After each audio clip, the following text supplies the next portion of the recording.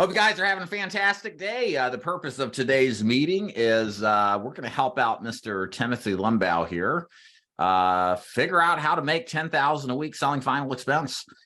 Tim has been gracious enough to allow us to basically sit in and listen and watch and kind of learn what the thinking and the strategy is behind making this goal of scaling possible. My goal for this, of course, first of all, is to help Mr. Tim, because Tim has had the willingness to reach out to me and ask for help and do it on camera. And then simultaneously, the other goal here is to help you kind of see, again, what the process is here that one needs to take if your goal is to really scale up your final expense business. Even if you don't want to write $10,000 a week in final expense business, what you're going to learn today is really good fundamentals on how to run your business, how to look at your business, and the right mindset of what to happen to get yourself the most out of the business. So if anything, there's a nice takeaway on how to manage your business, approach how you do activity, your lead situation, etc. So the goal here, you'll probably, all of y'all will pick up a lot of good information about leads, door knocking, appointment setting, etc. So there should be a lot of good value to go around. So Tim, are you out there? Unmute yourself and say hello. Hey David, I'm here. Thank you for letting me in. Thank you for all of this, and good morning, guys. Thanks for logging in.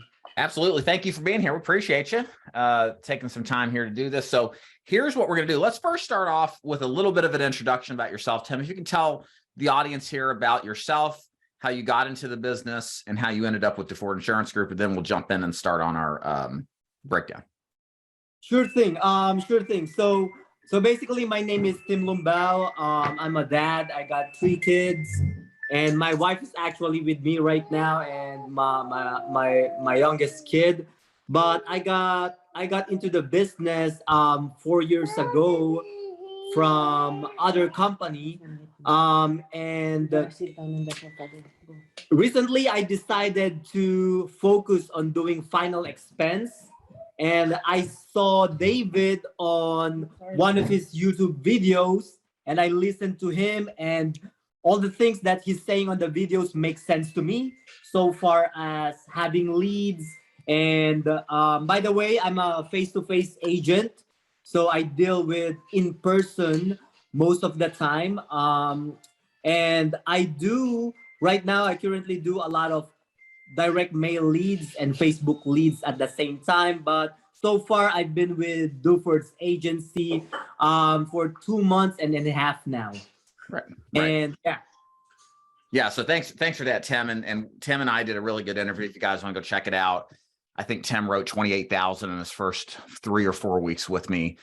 So Tim has a ton of potential, and that's why I'm excited to be here with him to really, again, excuse me, work on scaling this up. So here's what we're going to do here. So when we think about writing X amount of business, we need to start thinking about this from the perspective of breaking it down, or what I would call reverse engineering. Looking at our numbers, looking at our activity, and basically figuring out a plan that's objective, not based off of feel, but based off of knowledge of our work and our activity, to give us an idea of what one has to do to be successful and to hit this goal in mind of 10,000 in premium. So a couple of things here, Tim. I'm just going to take a second for the brand new agents here. We've kind of used some industry lingo, so let me take a second to clarify this for you. So when we say 10,000 in AP, that means annual premium. In the final expense business, that's how we measure your success, right? So for example, if a client pays approximately $100 a month, that's roughly what we would approximate as about $1,200 annual premium, because 100 times 12 months equals roughly the annual premium. So from there, we get to calculate our commission levels, okay? So you take your annual premium multiplied by your commission levels, and that varies by product, by carrier, and age. There's other factors in there too, depending on the client, and that arrives at your first year commission, okay? So because all the commission levels vary roughly the commission is going to be something depending on how you start with the Ford Insurance Group, and it's going to be different from every organization. It's from the AP, the annual premium, you can deduce what your commission level is going to be. So hopefully that clarifies that for everybody. That's kind of the industry de facto standard about how we measure success. Granted, it's not exactly what you're going to take home commission wise, because you got the lead cost, et cetera. We'll get into that more in a minute, but this gives us a really good idea of how much production the agent's doing, how many policies they're writing. And it's a good measure of success that we can compare and measure against others in comparison. Okay. So let's reverse engineer this. So first of all, the way to figure out how to get to a certain premium level is, first of all, figuring out what the average case size is for your final expense deal. Now, if you're, and I'm going to bring Tim on here to describe what that is. Tim's, as we've talked, has done a really good job of keeping your numbers. You all should be doing that as new, intermediate, and advanced agents. So, and that number will vary depending on where you're at, your close rates, et cetera. So, Tim, what is your average premium size right now? When I calculate it, I think the average, well, I calculated it since the beginning of the year, right?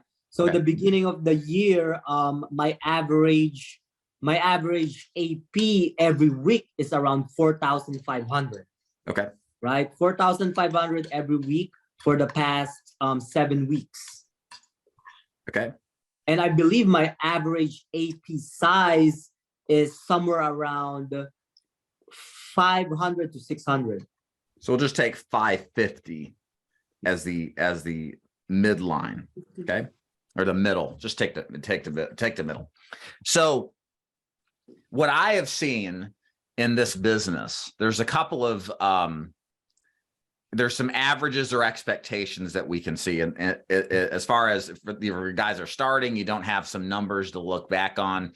You need to have some kind of number to start with, right?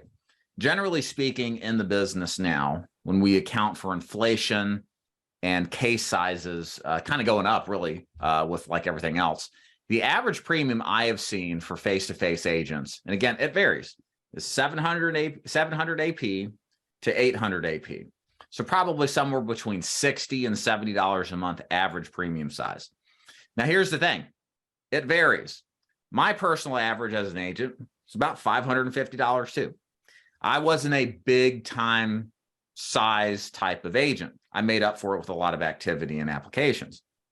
Flip side of that, we have agents who are doing 900 to 1,000 AP per, as far as average case size. Again, my experience is there's some things we can do to lift this, which we may save for later for calculation or for kind of like how can we improve the numbers situation. But in some sense, your numbers are your numbers, okay? We all kind of have our numbers, and that becomes evident as time passes, as we've got reps under the bar and experience, and you can pretty much rely on that average premium being what to expect, again, on average. So you're at 550 AP. So what I'm doing here, and I'm going to pull up my calculator and kind of do the math alongside with you, averaging about 4,500 AP divided by 550 APs, you're writing around 8 policies a week. Is that an accurate assessment? Somewhat. I believe more like maybe 6 AP, 6 policies a week. Okay, 6 So policies a week. Yeah. So 6, 7, 8. And again, so what happens sometimes with the average guys is you'll write some $150 to $200 deal that takes up a huge portion of that premium. And then you'll write these little $20, $30, $40 deals. So understand, like, every single sale you make is not always going to be 550 AP. There's this big chasm of difference, right? And that starts to lower as you put more and more production in the hopper. But yeah, I mean, there are times, and as we all get the grand slams, but we also are going to get singles, right? So that's totally normal. Tim, I saw you shaking your head. You're probably in that position, you wrote $100, $150 deal, and then a couple 20, 30, 40 is totally normal. In fact, as a final expense agent, you should see some variety or diversity of case sizes. If all you're writing are $150 deals, you might be pushing too hard, right? If you're seeing 20s, 50s, 70s, the occasional 100, 150, and most of them are under 100, you're probably selling to the client's budget level, which is a good thing because it's not what you sell as much as it is in this business as what you keep, right? There are people who push and make big sales, but they get big chargebacks from the lapses that occur, right? Mm-hmm. So is that sound right? Just from kind of an audit standpoint, Tim, just on a gut level, are you seeing a variety of case sizes, big sizes, little sizes? What's your take on that? Yes. So if I check my sales tracker again, like that's right, definitely. Like yeah. I got someone who's around $30 per month, and some of them are like 120, 150 a month. Right. Yeah, it will be various, or you'll have various amounts of sizes. Totally normal. Okay, so we establish an average case size. We understand there's a pretty wide trajectory of what it'll end up if you're selling the right way, which is totally normal. So now we kind of can expect for every sale what kind of production we're going to get out of this. So the next thing we need to determine is some activity numbers on how to get to the ultimate production. So first of all, how many presentations are you averaging a week over the past couple of weeks? Okay, let me see if I can pull the activity tracker real quick, but sure. So far let me go check it real quick. Yeah, sure. No problem. And we could, yeah, okay. We might be able to reverse engineer just based off of your production here. Well, actually not, but we'll have to get the presentations first. That'll be fine. And here's why this is important. Why, Tim, you just wave at me when you're ready. I'll look at you. This is why this is important. We got to know how many presentations we're running each week, because as we're discovering here, this is on some level a mathematical equation. All right. When you know what your conversion levels are, we're going to get to that in a minute, how many you close of your presentations, and you know what your average AP, then what this ultimately becomes is a numbers game, right? Because again, sometimes day-to-day things are random. Week to week, you can have great weeks, bad weeks, but when you get out to month, quarter to quarter, a lot of your ultimate outcome is pretty, how can we say, we know what to expect based off of how many presentations you're running a week, okay? So likewise, what you'll discover here is that if you want to drive production, if your goal is to write 10,000 a week, once you know all this stuff, it really is just a numbers game. And the questions that I'll ask is, well, how many presentations you run in a week? Because if you're not hitting the presentation volume, does that make sense, guys? If we know, let's say it takes 30 presentations to write 15 deals, and 15 deals is the amount that it takes to get 10,000 in premium. And for one quarter, you have 20 presentations on average per week, but not the 30 we talked about. Of course, your numbers are going to be lower, right? And that's actually a very powerful thing because it's all very quantifiable. You can measure how much you're staying on track to hit those numbers completely just by presentation volume. Have you gotten them up yet, Tim? Yes. So basically, yes. I calculated everything on my sales tracker. I'm averaging at least 8 to 9 presentations a week. Okay. And I'm closing at least 5 to 6 sales per week. Excellent. Okay. So let's say you're doing, we'll just say 8.5 presentations, right? Actually, we'll just do 9. And you're how many sales do you do in a week again? One more time. It's around 5.5 sales per week. 5.5 sales per week. All right. So class, help me. What is the conversion rate? So out of 9 presentations, he closes 5.5 deals. What's the close rate on that? Somebody pull their calculator up. Give El Jefe a break here. What's the close rate on that? Anybody? 5.5 divided. So the close rate is determined by JD. 61%, Dave. 61%. Thank you. 5.5. Thank you, Alan. Thank you for your participation. Divided by 9, right? So it's number of sales divided by total presentations completed gives us 61 infinity or 0.61 infinity. So 61%. Is that a good close rate? Is that a good conversion rate? That's it's really good. I'd take that all day long. A good agent, to compare, will close half of their presentations. All right. Yeah, exactly. Yeah, I'd expect 50. The bottom amount close rate that we want in person. Again, this is all in person, guys. Telesales different. Save it for another day. But for in person, what I want to see is no less than 40%. We can make the numbers work at 40%. If it's less than that, you ain't working hard enough, or you just ain't built for this business. Probably just not working hard enough. So 40% is the floor.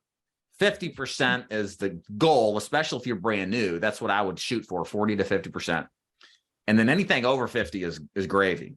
So in short, Tim, you got a good problem, right? I mean, well, let me rephrase that. You don't got a problem with this. This is good. Your conversion rates are excellent. If you're closing 5 or 6 deals a week off of 8 or 9 policies, you're closing better than 50%. Does that make sense? Yeah, that's right. So what's the problem? Class, what's the problem? He's at 4,500 AP. He wants to get to 10,000 AP. What is the one thing he needs to do more of? What is it, Tim? That's right. It's more presentations, and I think I'm not sure, but I think I kind of figure out the numbers. So for the past 7 weeks, I had at least 30 leads a week. That's my current goal. And a lot of them are Facebook leads, because I just started doing direct mail leads. But then when I came into one of your videos and you say the way to leverage the business, is to get more leads. Right. Basically. So so far that's what I've been getting, around 50 to 60 leads, but it takes at least 3 to 5 weeks before my direct mail leads come. Have they started coming in yet? No, I started getting my 30 leads on direct mail leads 2 weeks ago. Okay, so you got a few more weeks. So guys, this is great, and thank you for sharing that, Tim, because, and I see all y'all's questions, comments in the chat. Thank you so much for sharing that. Tim has the easiest problem to solve in this business, right? Like the bigger, what does that mean? Well, the bigger problem to solve in this business for most of us is learning how to make the sale. Not so much how to make the sale, because we know what to teach you guys on how to do that. It's really encouraging you to stay consistent in executing the strategy. It's getting yourself out the door in the morning. It's picking up the phone. It's knocking on that door, the first door in the first call, and then the last one at the very end of the day when you don't want to. To consistently do that is the hardest problem to solve, because that's more of a mindset, motivational, work ethic problem. And it's hard to teach discipline. I wish I could, but you either have it or you don't, frankly, in this business. Tim's got it. Like Tim's, thank God for Tim, because Tim, he's a hard worker. Nobody has to tell him to go work. He makes it happen. So the problem he has is not the one most agents have, which is all up in y'all's own head. That's hard to fix, that only really you can fix. Tim's main problem is, I want to work more, I want to make more money, but to the extent that I have with my current opportunity, I can't get more out of it. Or I'm running up against a wall of like maximal output. Now, a couple of things here. One thing we haven't talked about, I guess we could, is close rates. So let's think about this. Tim's buying 30 Facebook leads a week. He's closing 5 or 6 deals. Is that good? Is that good? Is that great? Is that bad? Tim. I think I can do better. Based on my wife said, but thank you for for what you said, David, that I got a good work ethic. But let me go back to that work ethic first. Please. Actually, I need, like what we discussed, I remember you doing a video that you wake up at, you start door knocking around 8 a.m. So not me. No, I had agents who would do that. I would start around 10 or 11 because I'd pull these people out of bed and they'd still be asleep at 10, you know. So but I have people who do it successfully at 8. So it does work, 8, 9 o'clock. I wish I would have, looking back, I wish I would have started knocking at 9. If I say I didn't have an appointment at 9, because again, it's the stupid mindset thing that got in the way, but please continue. Got it. That's great. I think, well, first things first, I don't knock. I think I don't knock as early as I can do it. Usually my door knock starts at 11 a.m. That's usually it. And I usually work from Monday to Saturday and I take a Sunday off, right? So that's the first problem that I see in order for me to scale up the business. Second problem that I have on the past few weeks is, instead of calling the leads to set up an appointments, I just straight door knock them. Right. Which I think I miss a lot of opportunity. Because if you call them and set up appointments, it's easier to close them than just people who let you in the door based off of a preset appointment. I see what you're saying. Okay. That's right. So I think those are the 2 things that I need to improve. What is your weekly spend so far on Facebook leads? I do TTC leads so far. I think it's around 700 to 800 for 30 leads. So you're pulling in 4,500 in premium for an $800 investment. You're spending the money on the leads. Your commissions are pretty good, well over 100% for most of the carriers, just for perspective, right? So so let's go back to that original question. It really wasn't a fair question that I asked about close rates, but I wanted to hit on this because this is where a lot of agents get obsessed with or consumed. They think everybody has to be Cal Ripken in order to be successful in this business. Do you all understand the analogy? So who is Cal Ripken? For those of you who don't know, Cal Ripken, Hall of Famer in baseball, batting average of over 300. So every time he basically, for his entire career, like he's like the GOAT, right? Every time he approached a plate, he, got on base, basically. That's pretty incredible because batting averages usually are a lot less. Now, why does that matter? Because there are other really good baseball players that don't have 300 batting averages. Probably the most notorious was Babe Ruth. He struck out way more, I think, certainly than Cal Ripken. But he's famous for all the home runs he hit, right? So let's think about this. Close rate, likewise, this is my analogy. Close rate matters until it doesn't. What I don't want y'all thinking about is that your close rate, if you're a failure, if your close rate isn't X amount of percentage point. So long as, and this is the important point I'm making, so long as you're returning a significant amount on your investment. So think about this.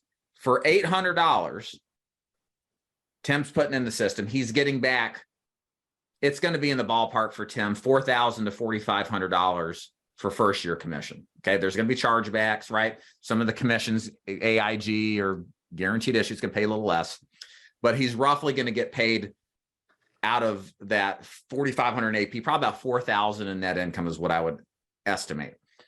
So would you play a game every week where you invest $800 to get 4,000 back? Mm-hmm. The answer is absolutely all day long.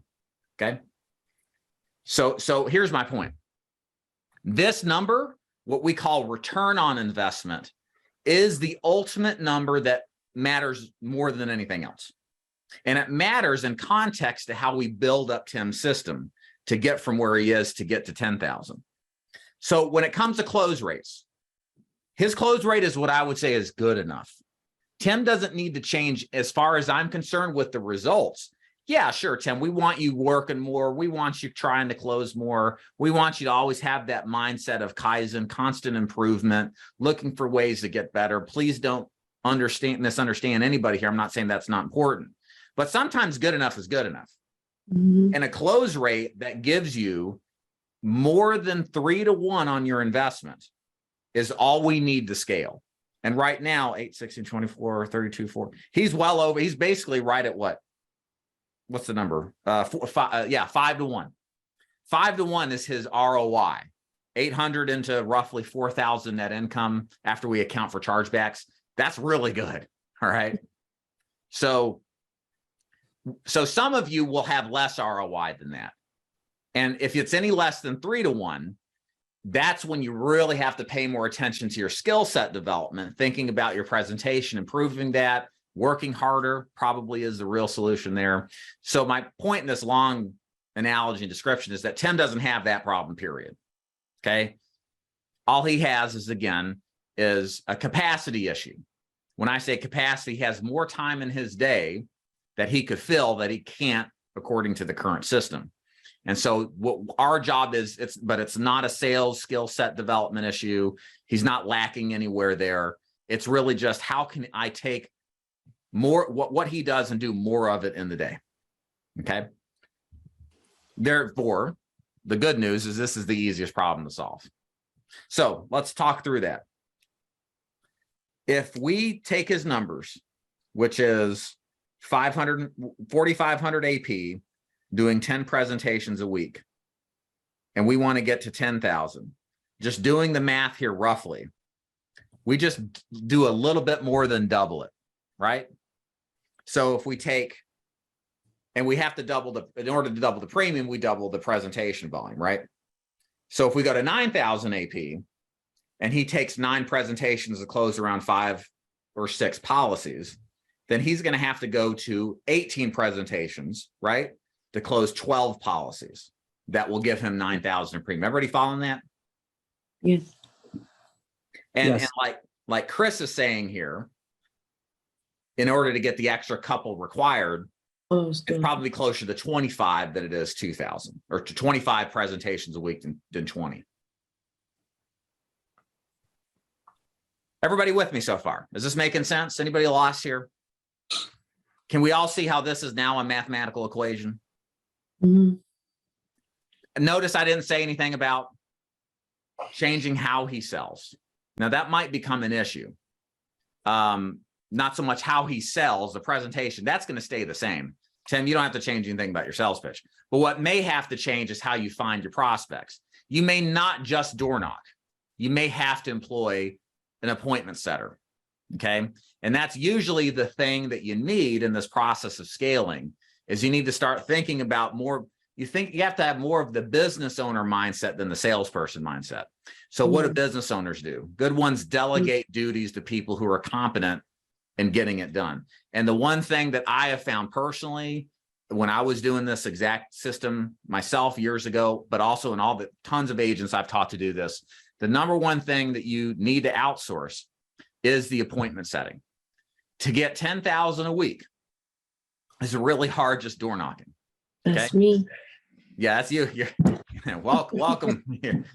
Welcome to the new job, right? So, yeah, that's the thing. We have to take that work ethic and then duplicate it in somebody else, which is the natural course of all of us, right? In business, right? I mean, I've done it in the sales process. I've done it in my business by employing trainers who do a fantastic job training our people. Like, we always need to think about how can we put people of competence in position so that we can be more productive, because that's an important point to stress. What's Tim's most important activity out of all of this that we talked about? What's the number one thing he needs to do to make the money, to do the production we've talked about? Pretty simple. Tim needs to be in front of, yeah, that's true too. Yeah, Ed, exactly. Tim needs to be in front of more people. That's it. Like the way Tim's system makes money is by him giving presentations to willing prospects, right? Mm-hmm. So with that said, reverse engineering, what if we find somebody to do the appointment setting? That may free up several days that he can now run more appointments, right? And for an investment of a couple $100 a week, 300 to 500 is what I would expect for a full-time appointment setter, 25 to 30 appointments a week. You've now gained back 10, 15 hours a week. You can probably run another 10, 15 appointments. And all you need to do is just make 1 or 2 sales to cover that cost. But the outcome of that is much more now inventory availability in your time to run more appointments. So you can hit 20, 25 plus appointments a week. Does that make sense, everybody? That's right. Yeah. And that when you want to run, it's typically more than 15 to 20 appointments. It's very hard to do on your own. It just really is. It's really hard to juggle this entire thing. And you need to be open-minded to building your business and thinking about this as a business you're building, not so much as I'm a salesperson making a lot of money, because you're going to need people in place and a team to help you scale. Okay. Very, very important. Questions so far? Just to make sure I understand correctly. Hey, Chelsea, no problem. We'll make this clear. You're saying Tim needs to get around 25 people a week to make around 10 grand, 100%. That's exactly what I'm saying. But I'll take you one step further. There is safety in numbers. Y'all have heard that term before, safety in numbers. To me, knowing what I know and have experienced the same thing, I wouldn't want to do the bare minimum, Tim and everybody else, to get this. You may only need to do, based on our calculations, 20, 22 appointments a week, because your numbers, your conversion numbers, and by the way, if this isn't clear, your close rates typically stay the same when you scale up, because you're not really changing your presentation. You're just changing the frequency of how many you do a week, right? But I don't like to play the minimum in life. I like safety. I like assurances. So I would probably go more to 25 to 30 appointments a week. Okay, does that make sense, everybody? So therefore, as we'll discover here in a moment, I'm gonna have to buy more leads too. But I might have more leads than I can get to in a week, but very, very important truism in this business. The best problem to have selling final expense is too many people to see. I want you, Tim, calling me up and say, Dave, I made 10,000 a week, but man, I'm so behind on leads. I got so many leads out there. I can't keep up with them. It's so frustrating. It's stressful. I'll be like, great, you made 10,000. What a great problem to have. The inverse is what I don't want to hear. Dave, I don't have any leads to see. I need to go make money. My family's depending on me. What am I going to do? That is a hard problem to deal with, because it immediately affects your financial bottom line. Yeah. So in business, there is no business that has no problems. You got to just choose which problems you want, the good ones or the bad ones. So for me, my recommendation to you is build your business in a way to have good problems. Too many people to talk to, too busy to stay on top of everything, always playing catch up. You want to be more in demand and have a demand problem than have a supply problem. Supply meaning I don't have a supply of leads, but I've got a demand of people who want to buy from me. Best problem to have in business, right? Any questions on that? And the other thing too that's going to change here, just to mention here. So let's move on. So you're getting 30 Facebook leads a week. You're scaling to how many direct mail leads? So I start doing Facebook, and again, I did get my first direct mail leads 2 weeks ago, and another one last week, which is 30 direct mail leads. Okay. Now, what I found out so far is if you're trying to scale your business is I saw one of the questions in chat. It's saying, how far is your leads apart from, right? I found out that on Facebook leads, you basically have to drive a lot. Right? Yes. Right. I've been driving like 100 miles to 150 miles a day when I used to do Facebook leads. But so far, when I started doing the direct mail leads, I found out that I can do easily like 15 knocks a day because they're so close apart that, you know, it's every 5 minutes. That's one of the things why I started doing direct mail leads, because like what David said, that it's basically numbers games. The more people that I knock on the doors, the more I have chance to do a presentation, and the more presentations I have, the more chances I can hit that 10,000 AP a month. Yeah. Let me speak to this, Tim, and thank you for bringing that up. That is one variable that becomes difficult working Facebook leads. We love Facebook leads. We start most of our agents off with Facebook leads now. They're quicker turn. Our ones that we use and recommend are very high quality. We've got really good Facebook leads for our team.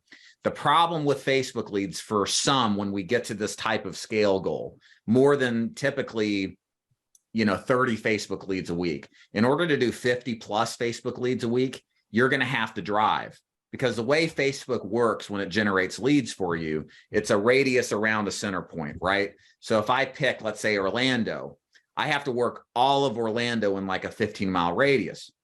Well, the thing is, what happens is Tim's describing, you could be north of Orlando, you could be south of Orlando, and that could be an hour-long drive distance depending on the time of day. And there's a ton more windshield time with Facebook leads because of that. And there's no way to get around that, because in order to economically get the leads, you have to do the radius around a center point. And then what happens too is over time, areas tend to wear out a little bit. So if you try to do a campaign in an area, maybe 2, 3, 4 in, you'll start getting a lot more repeats. So incidentally, the people who do and you can use Facebook to scale, it's just that you have to accept that you're going to have to travel a little bit more. So I've got a guy right now, he wrote 18,000 in premium last week face-to-face. He worked in North Tennessee, Knoxville, Bowling Green, Kentucky. And then I don't know if he went to Chattanooga yet or he went to South Tennessee, but he's all over this large radius area, and there's just no way around it. It's just it's not a bug of the system. It's a feature. So if you scale with Facebook, Tim, or anybody else, it's doable, but driving along a lot more is just going to happen more, which is why I prefer, if it's economical, to do direct mail instead, because with direct mail, Tim, what have you found out working direct mail? How close are the leads now that you're getting direct mail in your few weeks of work? Yeah, it's like 5 minutes, 5 minutes, 3 minutes, the most like 10 minutes, but every 5 minutes I can get to another lead prospect. And what's your average with Facebook between leads time wise? Oh, Facebook is all over because I live in the state of Virginia. So Facebook, the average is like maybe like 30 minutes, 30 to 45 minutes. Right.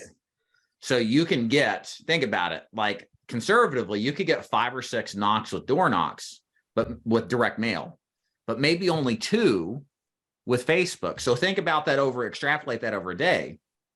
You've got over a 10-hour day, 20 or 60 over a week, 5-day week, 100 or 600. I think my math's good there. That's a lot more activity potential out of direct mail. Yes, they cost more, but what you'll find is if you're good at this business, you just have more swings at the plate than you'll ever get with Facebook, especially Virginia. Unless you're working in one of the suburban areas, you get out of Virginia, it's rural, right? And there's a lot of time in between. Does that make sense, everybody? Very, very important scale question. Now, JD, do you have a question you want to pop on? Yeah, just to add on to that. So as far as purchasing those leads, the first week that I went out and I sold $6,000, I made one large Facebook lead order and got them all like on Sunday and Monday. And even when I hadn't gotten to these leads till Thursday or Friday, they were still warm, but for some reason in my head, I'm thinking, no, I need to break it up. So they're fresher. They're only a couple days old. So I got like 15 and 15 during the week.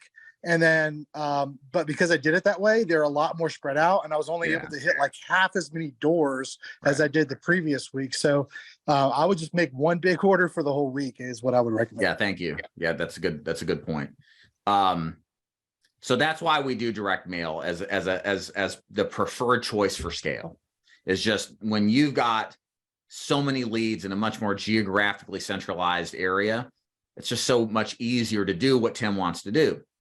Because otherwise, Tim's going to be driving around everywhere. He may have to go to Baltimore, living in Virginia. He may have to go to wherever and just, be a road warrior and not get as many appointments as he would. Like Tim, realistically now, if he scales up to the appropriate lead flow, he could do 10 plus appointments in a day between setting appointments and door knocking. It's all day long, right? And he's getting 9 a week now, right? That's how powerful direct mail can be for you. There's just more mailboxes than there are seniors on Facebook clicking on ads is what it comes to. Questions on that, Tim? Anybody else? You have questions? Okay. So let's put all this together. We've talked a lot. We've talked about conversion rates. We talked about lead sources. Correct. ttcleads.com. We do like those leads for sure. That's who we use for Facebook leads. So let's put it all together. And I've got my numbers here sprawled out here, but here's what we're looking at. We've got to get 25 appointments a week. Okay. So your conversion rate right now is 61%. Okay. So 25 appointments. If you can convert 61% of those, and I'm doing the math, you guys can do it with me. That's 15 policies a week. And if we multiply that 500 by 550, then you're at 83, 87. Maybe my math is wrong there somewhere. I think your premiums are probably a little bit better than we've made them out to be. They may be more like 700 or so. Yeah, I think so. Yeah, I think my average premium is more than 550. Yeah. Now that I realize it, around 700-ish. Yeah, 700. Yeah. So if we take 700 and we multiply it by a 61% conversion rate off of 25 appointments, then we arrive at 10,500. So just round it down to be conservative. That's 10,000 premium. So in short, what do we need? We need 25 appointments a week. It's that simple. There may be some questions. Well, do you get as many appointments with Facebook leads as you do with direct mail or vice versa? It kind of depends. I think my gut instinct is that direct mail books more than Facebook. So you probably are going to get more leads, because if you stuck with Facebook leads and you're converting 30 out of 9, 9 presentations out of 30, you're going to have to buy around 90, if my math is right, 80 to 90 Facebook leads a week, right? Mm-hmm. But with direct mail, typically most agents can convert half of those into presentations between door knocking and appointment setting. So my take is you need about 50 minimum, maybe closer to 60 even, of direct mail to get to 25 appointments, assuming you're dialing them, you're really putting the effort in on appointment setting, you're still putting the effort in on door knocking. Does that make sense, everybody? Make sense, Tim? Yes. So that's what we actually did when we figure out that, hey, we need to scale the business. And again, direct mail leads takes like 3 to 5 weeks before you get the leads. So we bought like 53 weeks in advance. So we started scaling up 50. No, you started leads. With 30 and then 50, 60, and you order another 60. Yeah, so I started like 3 weeks ago, 50, then I did 60, then another 50 leads. So beautiful. Definitely in a few more weeks, we know that the business will scale up. Yeah. So again, and it's imperative. Again, it's and I had this realization in about 2014. I was looking at some fellow agents in the business that were writing 400,000 a year.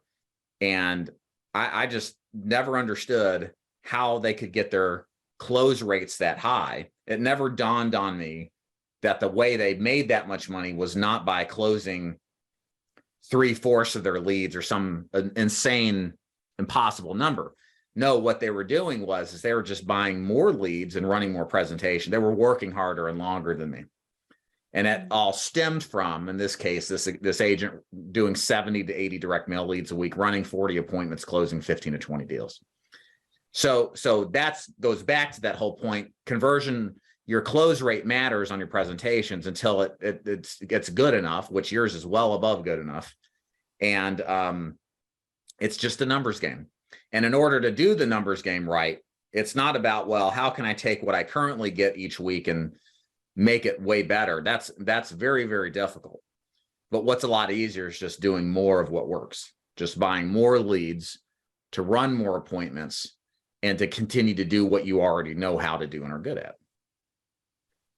And the truth is, the more you do too, Tim, guess what happens? The better you get.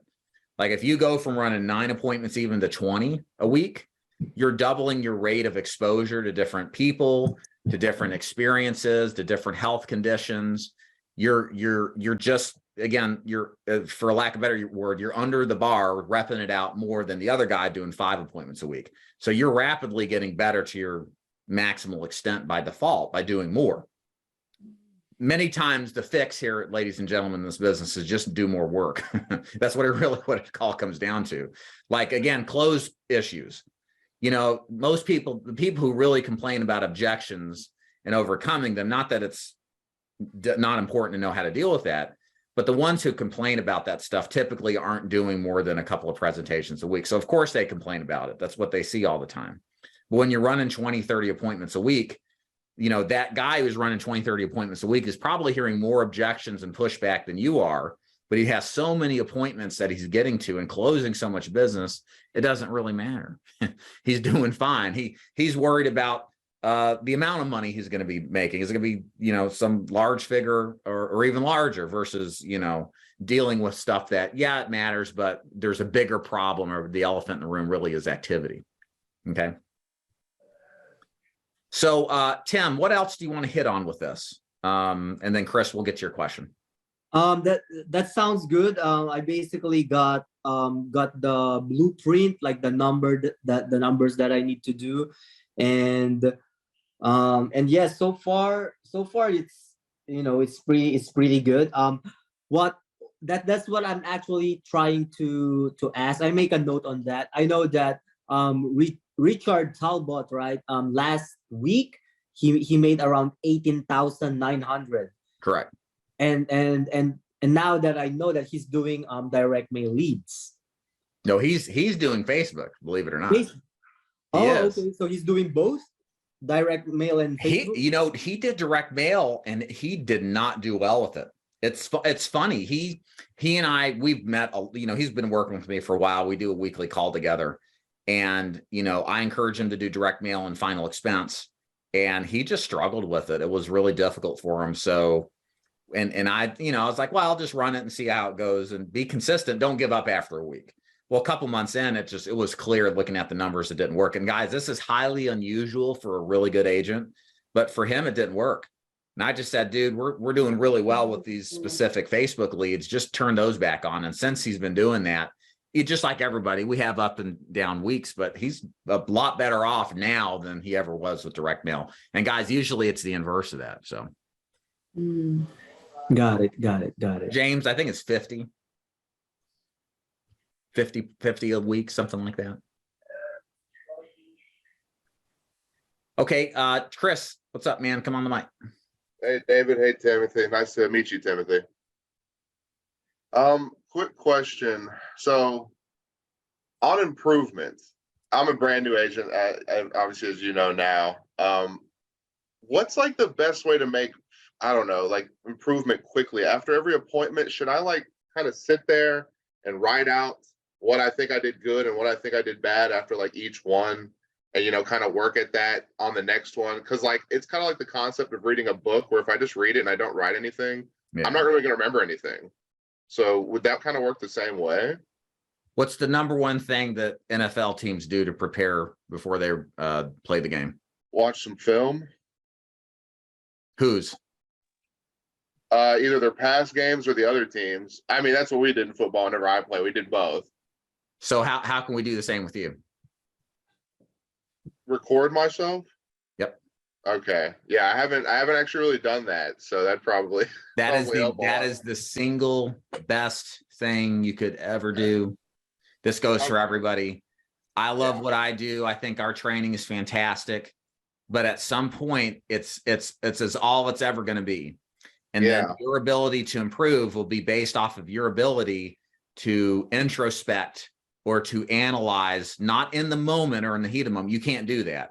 Yeah. But after the fact, listening to the tapes, listening to your recordings, and thinking, am I actually doing what I'm supposed to do? And what you will find out very often is you're way off the mark.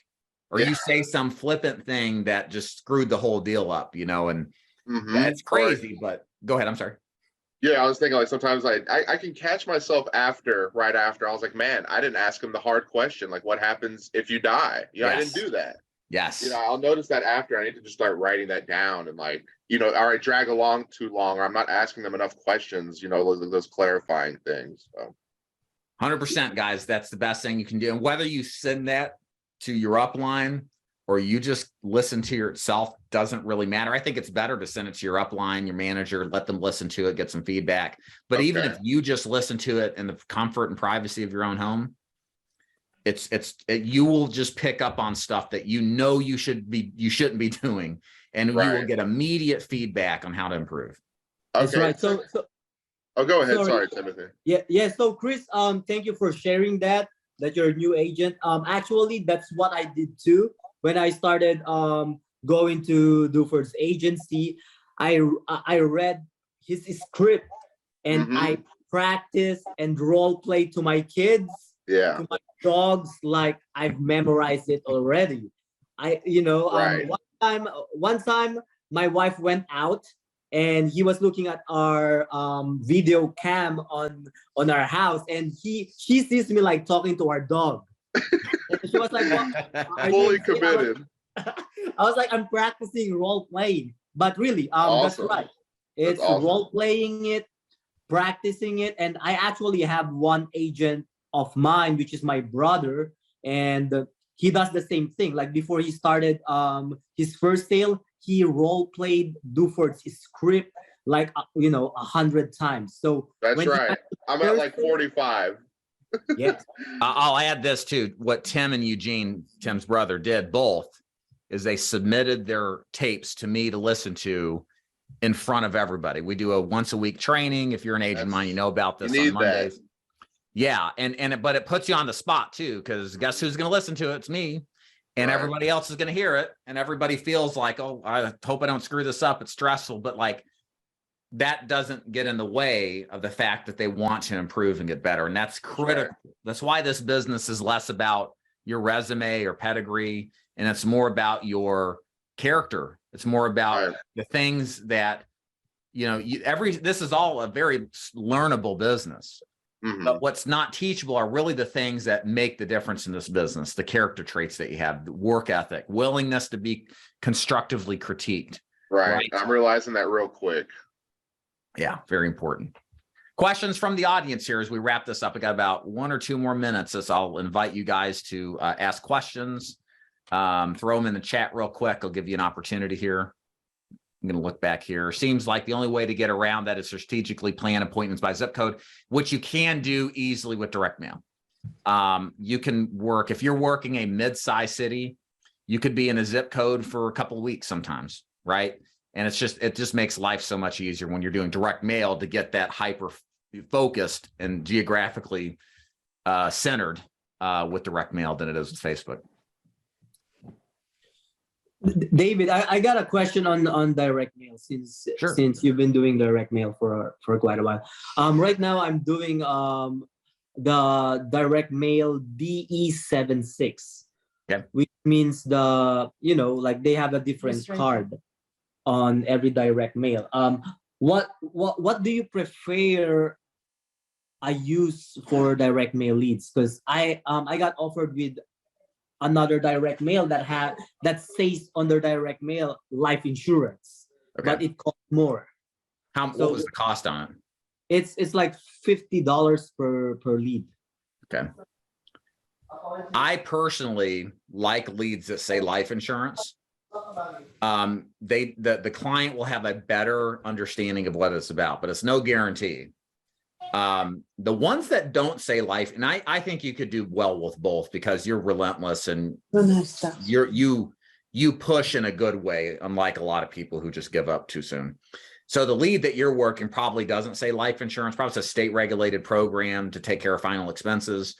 That's good too. But be prepared for some people to think it was something other than a life insurance plan because it didn't say it. So the response rates are higher, but there's a little bit more difficulty to get in the door. I think you'll do fine. But here's why that's not necessarily bad. Some of these people send that card back and they don't know what it is. They're just kind of curious.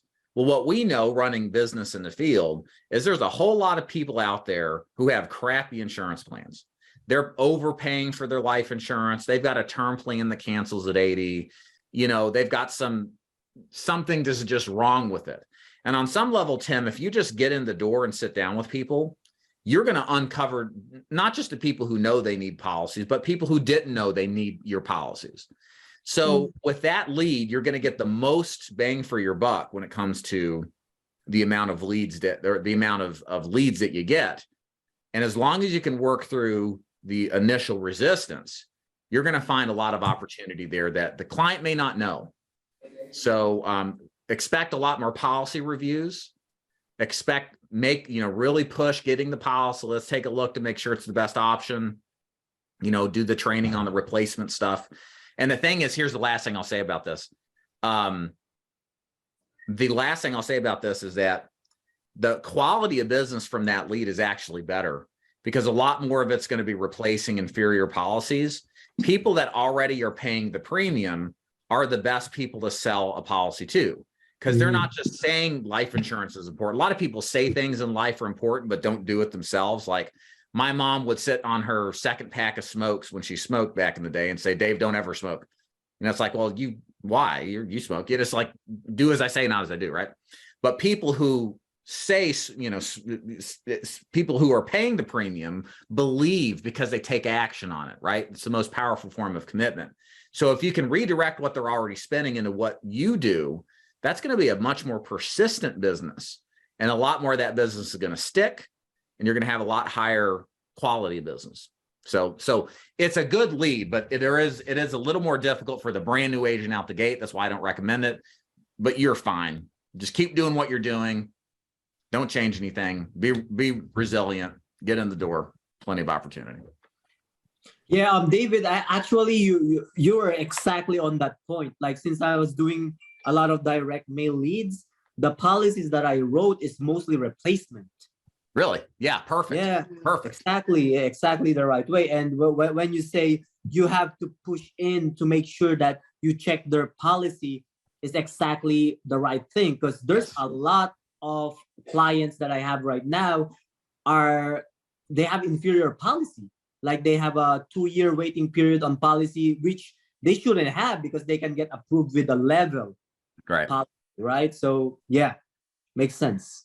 All right. To wrap this up here, I'm 6'5", 300 pounds. I live in Texas. I could be just making excuses in my head, but I'm almost too big to door knock. Yeah, just step back, step down the stairs a little bit. I'm 6 foot. I was always about 230, not your size, but sort of biggish. And just step back and look them in the eyeball, smile. You'll do just fine. Yeah, just being from Texas is bad enough for you'll be fine. Everybody's armed down there and dangerous. They won't worry about you. So you know how it is. So just be nice. It'll be fine. All right. Well, Tim, thank you so much. I hope you guys enjoyed this live training. If you're watching the recording of this on YouTube, this took place live quite a while back on our Insurance Sales Success free community. You can join it to get hours upon hours of free training. We do daily live trainings on it. There's a great community you can participate in, free scripts and final expense face-to-face, appointment setting and door knocking. Just simply go to davidduford.com/ISS for details to join. And then also, if you're interested in joining us to sell final expense face-to-face or telesales or Medicare annuities or ACA, go to davidduford.com/FAQ. And again, special thanks to Tim for doing this. Y'all take care and have a good one.